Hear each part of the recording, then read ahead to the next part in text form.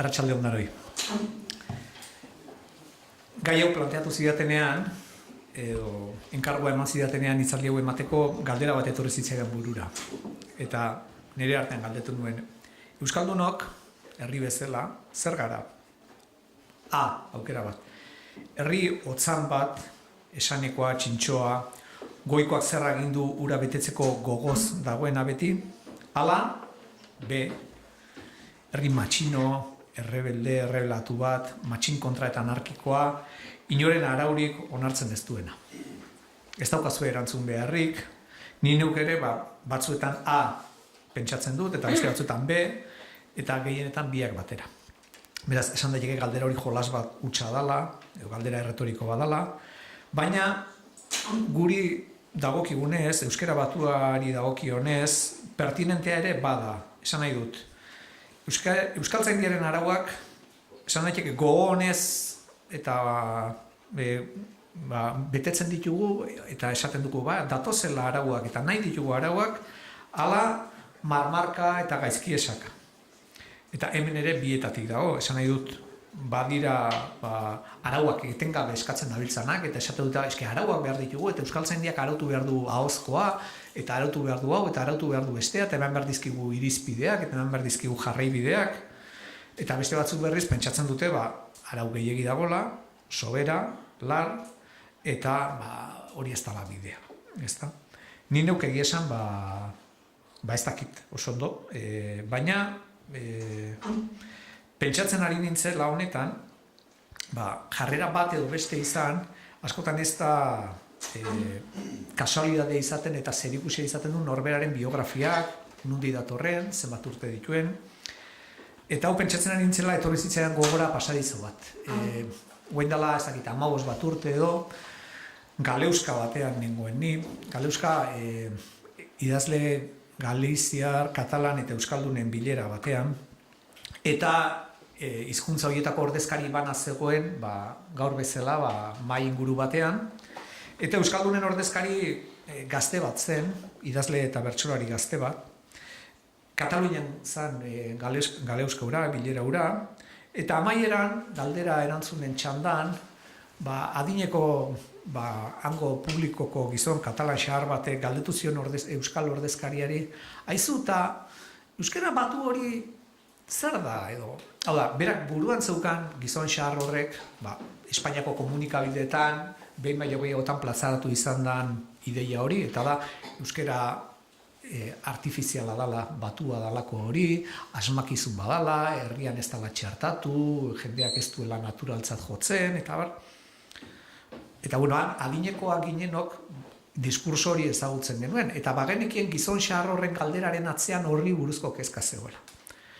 Baina, izlari zegoen euskalduna gaztea zan, beti euskara batua ikasi duena, bere eskolan, eta euskara batua berarentzat guztiz gauza normala egunerokoa izan dana. Eta, noski, euskara batua traba ere bazaiona, muga zaiona, neurri batean, eta esan zen, guretzat euskara batua da, goitik etorrita zaigun zerbait, eta eskolan, eta telebistan, eta entzuten duguna, baina guk gazteo beste zerbait nahi dugu, eta, noski, hor zegoen, arrakala bat zegoen, gazte horren atzeko informazioa eta zaharrak zeukan informazioa desberdin aztirelako, ez da.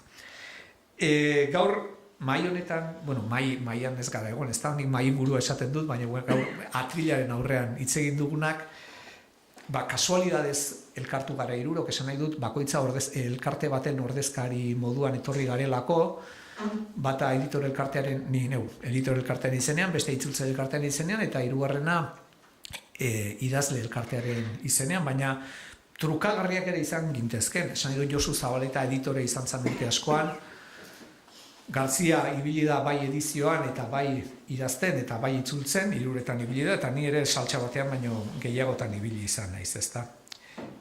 Baina pentsatzen jarrita, gu geu gara hirurak gizonezkoak, hirurak goierritarrak, bi horiek Legazpiarrak eta ni Beasaindarra, 50 eta 60ko hamarkadan jaioak, hirurak Donostiartuak. Esan dut, euskal kulturaren eta euskal hizkuntzaren prototipo bat betetzen dugunak, ezta? Guk ez genuen euskera batua sortu, ez genuen arautu, baina gu izan gara hori bete eta betearazi dugun jende klasea, ezta? Eta horretan jardun dugu, kontzientzia osoz, edo behar bada kontzientziarik gabe, baina jotake esango nuke, ezta? Erderaz ikasiak eta eztiak izan gara, eta euskera geure borondatez ikasi dugunak, ezta? Geure aleginez. Eta adibidez, esango nuke, gutako inoren buruan etzala sartuko, geure euskalkian testuak sortzea eta testuak banatzea, eta are gutxiago komunikabidetan, eta are gutxiago gure herrikoak ez zirenen eskuetara iritsi behar baldin bazuten, ezta? Eta gaur egun hori oso zabaldua dagoena. Esan nahi dut, gizartea aldatuz doala onerako eta txarrerako. Gugea baserri eta fabrika inguru batetik sortuak eta baserri eta fabrikako mentalidade hori batzutan komentuko ere badana, eraman dugunak eta aplikatu dugunak euskalgintzan, ezta? Inin behar da, dalako filosofia batekin, ezta? Langile, fin, saiatu izan behar dalako. Eta gizartea, esan dudan bezala aldatuz doa. Orduan gaur egun, nik editorea naiz, argitaletxea batean lan egiten dut, eta pentsatzen jarri naiz, ea nola zer eskatu diezaiok egun guk euskaltzaindiari, edo araugintzari, eta etorri zait burura beste pasadizo bat. Ni nire lanean hasi berri nintzela, karrera bukatu berria nuen, eta topo egin nuen halako batean, Donostian nire irakasle izandako batekin, asko estimatzen nuena, eta nola esan nuke,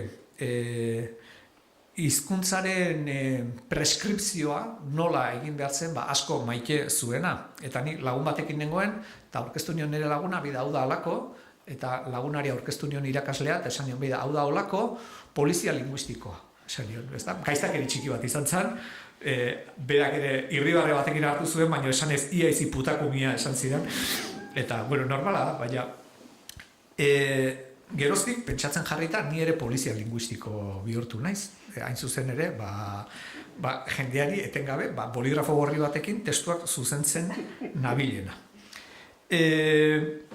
Eta gure lehen aipatu du norbaitek hiperaraugintza edo egin ote dagoen euskeraz, ezta?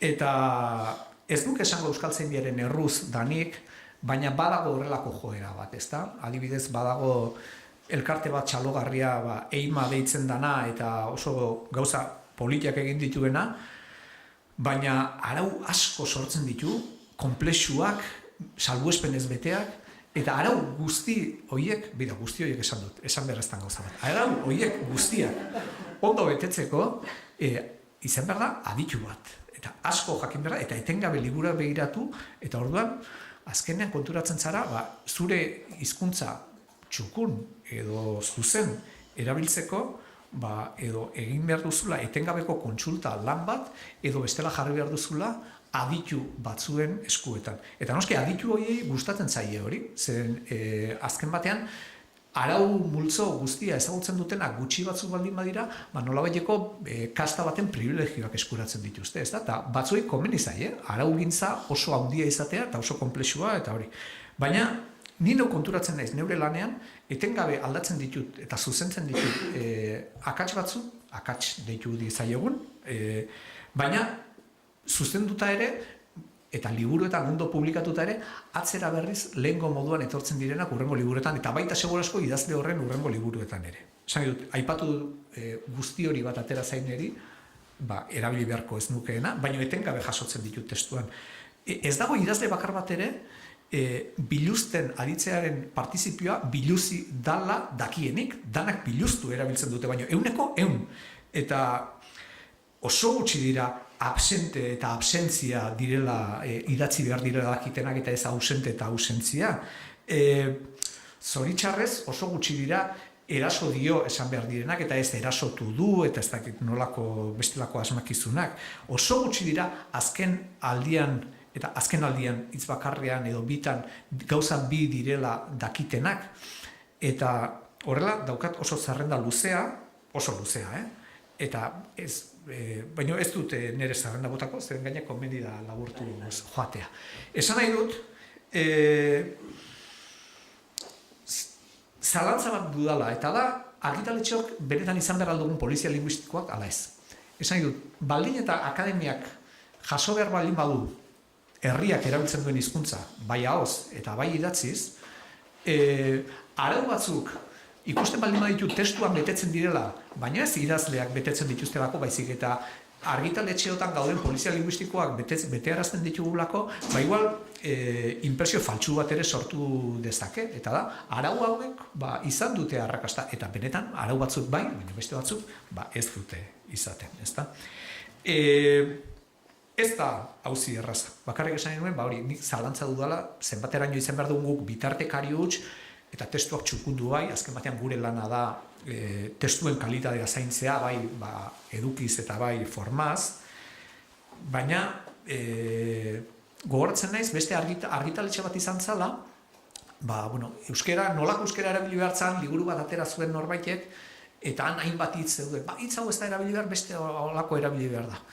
Eta argitaletxe horretako zuzentzaileak aplikatzen hasi ziren liburu hori goitik bera. Eta argitaletxe horretan ateratzen ziren liburuak danetan agertzen zen, endurtu eta desegigo, adibidez bi hitz datozki burura, beste inork erabiltzen ez zituenak. Hain zuzen ere, liburu hartan proposatutako bi hitz zirelako, erderazko beste hitz itxusiagoen ordez edo erabiltzeko. Orduan, zenba falta zait? Ondo noa? Bueno, laburtzen ari naiz eta labur izango naiz besteak ere galde erantzunetarako txanda usteko, ezta? Hizkuntzak ezinbestean aldatuz doaz.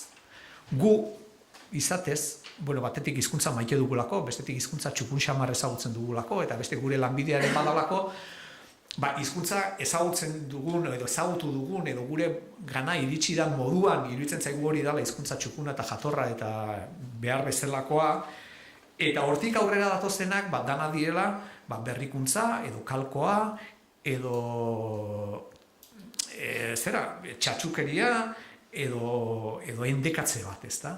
Baina batzuetan hala da eta beste batzuetan berezko aldaketa da. Adibidez, Gipuzkoako alde oso zabal batean, adin batetik beherako hiztun honek, eta hiztun honek diote, erabiltzen dute zerba etorri zara. Nik zerba etorri zara entzuten dudanean, belarreko mina ematen dit, baina beste adin batetik behera oso normala da. Hori guaitik testuetara ez da iritsi, baina iritsiko da. Eta momentu batetik aurrera, ni bezalako polizia linguistikoek erabaki beharko dute, hau uzten dut edo ez dut uzten pasatzen. Eta horrelako kontuak. Orduan, nik ez daukatola Euskaltzaindiari ezer eskatzeko, nire oroar iruditzen zait morfologia txukuna arautua dagoela, sintaxian egin dute deskribapen on bat, eta hortik aurrera oso zaila da arau zehatzagoak ematea, eta hiztegian segurazko zabalago jokatu behar da, ezta? Amurizak eta altonaga bezalakoak esanta esan dabiltza eta arrazoiak emanez, eta testuak zuzentzen dituzunean konturatzen zate hitzek ez dutela solte funtzionatzen, baizik eta diskurso baten barruan, ezta? Eta orduan diskurso batek zilegi egiten du hitz bat solte ikusita itxusi emango lukeena, ezta? Orduan, eta bukatzeko idea bat bakarrik botako dut, eta da, aipatu du baita ere hemengo hizlarietako batek normalizazioa. Normalizazioa esaten dugunean bi adieretan erabili ohi da. Hau da, korpusaren normalizazioa eta estatusaren normalizazioa. Gu, hizkuntzaren aditua garen aldetik, korpusaren normalizazioaz ari gara hemen, eta korpusean eragin dezakegu pixka bat, estatusean zoritxarrez gutxi. Baina, euskararen benetako aurrera bideak eta problemak korpusarekin zerikusia dute, baina batez ere zerikusia dute estatusarekin. Eta hori ez dugu ahaztu behar. Eskerrik asko denoi.